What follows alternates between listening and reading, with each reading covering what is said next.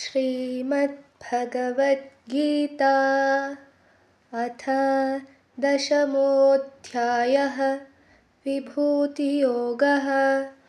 श्रीभगवानुवाच भूय एव महाबाहो शृणु मे परमं वचः यत्तेऽहं प्रीयमाणाय वक्ष्यामि हितकाम्यया। न मे विदुः सुरगणाः प्रभवं न महर्षयः अहमादिर्हि देवानां महर्षीणां च सर्वशः।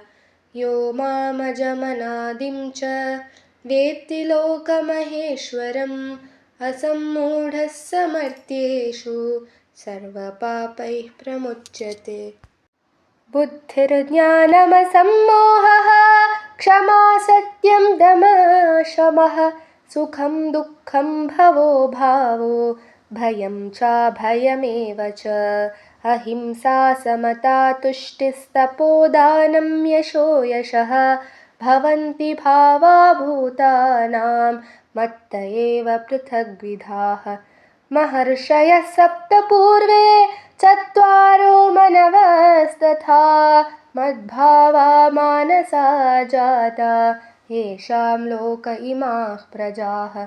एतां विभूतिं योगं च मम यो वेत्ति तत्त्वतः सोऽविकम्पेन योगेन युज्यते नात्र संशयः। अहं सर्वस्य प्रभवो मत्तः सर्वं प्रवर्तते इति मत्वा भजन्ते मां बुधा भावसमन्विताः। मच्चित्ता मद्गतप्राणा बोधयन्तः परस्परं कथयन्तश्च मां नित्यं तुष्यन्ति च रमन्ति च।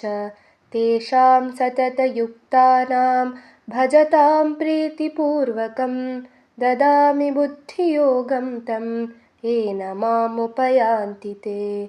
तेषामेवानुकम्पार्थम् अहमज्ञानजं तमः नाशयाम्यात्मभावस्थो ज्ञानदीपेन भास्वता।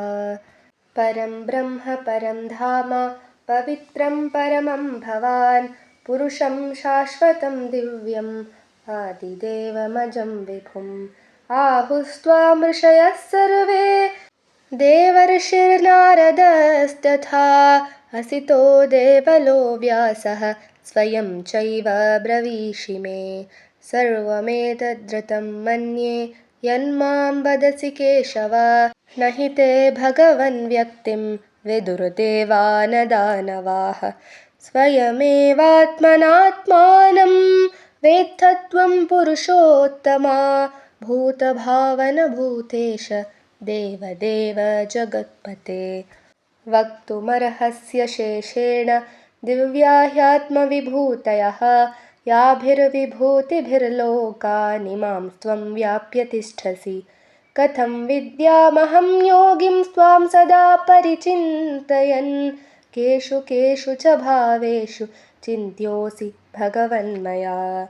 विस्तरेणात्मनो योगं विभूतिं च जनार्दन भूयः कथय तृप्तिर्हि शृण्वतो नास्ति मे मृतम्। श्रीभगवानुवाच हन्त ते कथयिष्यामि दिव्या ह्यात्मविभूतयः प्राधान्यतः कुरु श्रेष्ठ नास्त्यन्तो विस्तरस्य मे। अहमात्मा गुडाकेश सर्वभूताशयस्थितः अहमादिश्च मध्यं च भूतानामन्त एव च। आदित्यानामहं विष्णुर्ज्योतिषां रविरंशुमान् मरीचिर्मरुतामस्मि नक्षत्राणामहं शशी। वेदानां सामवेदोऽस्मि देवानामस्मि वासवः इन्द्रियाणां मनश्चास्मि भूतानामस्मि चेतना। रुद्राणां शङ्करश्चास्मि वित्तेषो यक्षरक्षसां वसूनां पावकश्चास्मि मेरुशिखरिणामहं।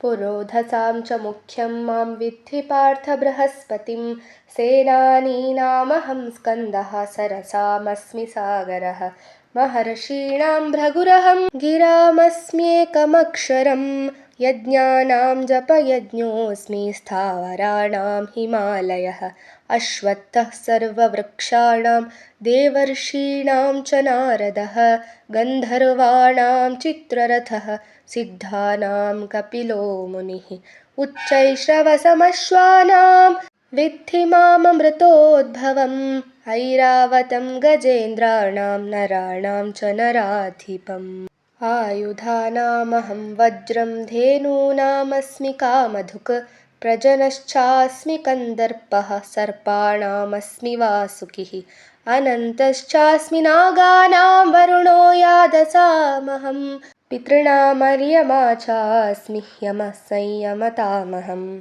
प्रह्लादश्चास्मि दैत्यानां कालः कलयतामहं मृगाणां च मृगेन्द्रोऽहं वैनतेयश्च पक्षिणां पवनः पवतामस्मि रामः शस्त्रभृतामहं शशाणां मकरश्चास्मि स्रोतसामस्मि जाह्नवी सर्गाणामादिरन्तश्च मध्यं चैवाहमर्जुन अध्यात्मविद्याविद्यानां वादः प्रवदतामहम् अक्षराणाम् अकारोऽस्मि द्वन्द्वः सामसिकस्य च अहमेवाक्षयः कालो धाताहं विश्वतोमुखः मृत्युः सर्वहरश्चास्मि हमुद्भवश्च भविष्यताम् कीर्तिश्रीर्वाक्च नारीणां स्मृतिर्मेधा धृतिः क्षमा बृहत्सामा तथा साम्नां गायत्री छन्दसामहं मासानां मार्गशीर्षोऽहं